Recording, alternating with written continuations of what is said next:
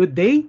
Talakayin natin ang isa sa pinakamaimpluwensyang pilosopo sa kontemporaryong panahon, si Martin Heidegger. Si Martin Heidegger ay isang German philosopher na pinanganak sa Meskirch, Germany. Siya ay lumaki sa isang katolikong pamilya. Tinuring siya bilang isa sa mga pinakamaimpluwensyang pilosopo sa 20th century. Ilan sa kanyang mga kontribusyon ay ang existentialism at phenomenology. Siya ay nag-umpisang mag-aral ng theology sa University of Freiburg, ngunit kalaunan ay lumipat sa philosophy. Matapos makuha ni Heidegger ang doctorate in philosophy, siya ay nagturo bilang private docent o walang sahod na lecturer sa naturang universidad. Dito niya inumpisahan ang paggawa ng kanyang philosophical ideas. Malalim siyang naimpluwensyahan ng mga gawa ni na Aristotle, Immanuel Kant at lalo na ni Friedrich Nietzsche. Sa Being and Time, tinalaki ni Heidegger ang dalawang uri ng being, ang logical being at material being. Sa klaw ng logical being, ang lahat ng umiiral o may exist na immaterial, fictive at intangible. Ang mga ito ay umiiral o nag-exist sa ating isipan o intellect. Halimbawa nito ay ang numbers, Superman, justice, freedom, love. Parang kagaya ng world of ideas o forms ni Plato. Ito ang main concern ni Heidegger sapagkat dito nagmumula ang lahat ng beings. Ang beings na may malaking titik na B ay ang kakanyahan at substance ng lahat ng umiiral sa mundo. Sa klaw naman ng material being, ang lahat ng umiiral o umi-exist na material, tangible at nadarama. Ang mga ito ay umiiral o nag-exist sa labas ng ating isipan. Halimbawa nito ay ang puno, upuan, ballpen, pusa, ilaw, parang kagaya ng world of senses ni Plato. Ang being na may maliit na titik na B ay pawang refleksyon, kopya o anino lamang ng legit na reality na nagmumula sa logical being. Sa Dasein, nilarawan ni Heidegger ang pag-iral natin sa mundong ito. Tinutukoy nito kung ano ang kahulugan at kakaibang karanasan natin bilang tao guided by our thoughts, feelings, and experiences. Ang pananaw niyang ito ay mula sa impluensya ni Kierkegaard sa kanyang filosofiya. Ibig sabihin nito, tayo bilang being, tinagpo natin ang mundong ito na meron ng structures. Inaangkop natin ang ating sarili sa kung anong meron na dito sa mundong ito at ito ang bumubuo at humuhulma sa ating thoughts, feelings at experiences. Lalo niyang binigyang linaw ang pag-iral natin sa mundong ito sa pamamagitan ng analogy na thrownness. We are being thrown into the world. Ang pagbato sa atin sa mundong ito ang nagpapaliwanag ng ating pag-iral bilang tao. Hindi natin pinili na ipinanganak sa mundong ito kung saan, kung kailan, binato tayo. Parang isang bata na inihagi sa isang swimming pool. Interesado si Heidegger sa kung paano tayo hinuhubog bilang tao sa pagkakabato sa atin sa mundong ito. Upang higit nating maunawaan ito, ginamit ni Heidegger ang magic sack bilang metaphor. Para kay Heidegger, lahat ng bagay ay mailalagay natin sa loob ng sako kahit ang sako mismo.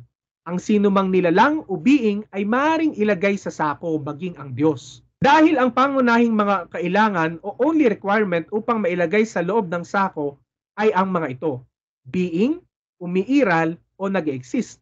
Ang hindi lang makakapasok sa sako ay ang non-being, nothing o non-existence. So para siyang vacuum na anything that occupies time and space, immaterial man o material, mapupunta sa sack na ito. Upang maipaliwanag natin kung anong being, tignan ang loob ng magic sack na ito. Sa hermeneutics, ginamit ni Heidegger ang hermeneutical circle upang matukoy ang ating pagkakilanlan at kahulugan ng pag-iral natin sa mundong ito. Ika nga, hermeneutical circle, our world of familiarity. Tinukoy ni Heidegger ang standpoint kung saan at paano natin tinitignan ang mundong ito.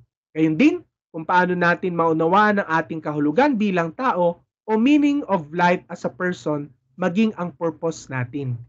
Ito yung mga nadatnan na natin sa mundong ito pagkatapos na ibato tayo dito, being thrown into this world.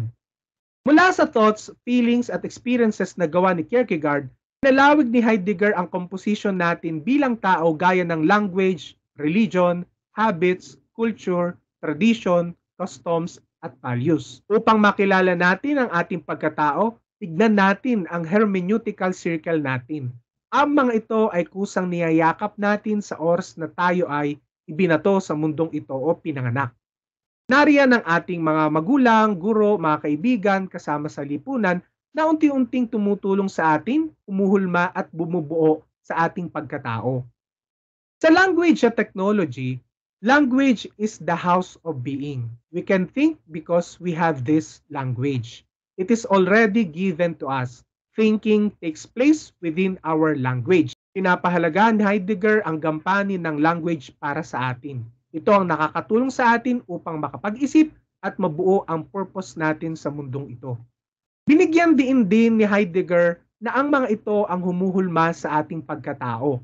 Sa pakikipag-usap natin gamit ang wika at sa paggamit natin ng mga makina na produkto ng technology, makikita natin kung paano tayo nakikisalamuha sa ating kapwa at sa lahat ng bagay sa mundo. Para sa kanya, ang technology ay naririyan na buhat pa noong umpisa. Tayo ang tumutuklas o nagre-reveal ng mga ito na nakatago sa ating mundo. Higit na maunawaan natin ito sa salitang discovered, natuklasan ni Juan ng isang bagay, ang isa pang kakaibang species, at iba pa.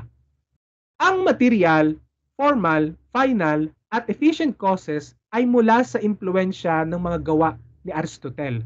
Ang mga naturang causes ang bumubuo o sumasaklaw sa technology. Ang material cause ay ang mga raw materials. Ang formal cause ay ang plano para sa paggawa ng teknolohiya. Ang efficient cause ay ang proseso ng paggawa para sa isang partikular na teknolohiya. At ang final cause ay ang pinal na produkto ng teknolohiya. Ang pamana ni Heidegger sa filosofiya ay nananatili sa pamamagitan ng kanyang mga kontribusyon sa existentialism, phenomenology, hermeneutics, at ang kanyang mga kritik sa modernity, language, at technology. Ang kanyang mga ideya ay patuloy na humuhubog sa philosophical na talakayan at sumasalamin sa contemporary thinkers sa iba't ibang disiplina.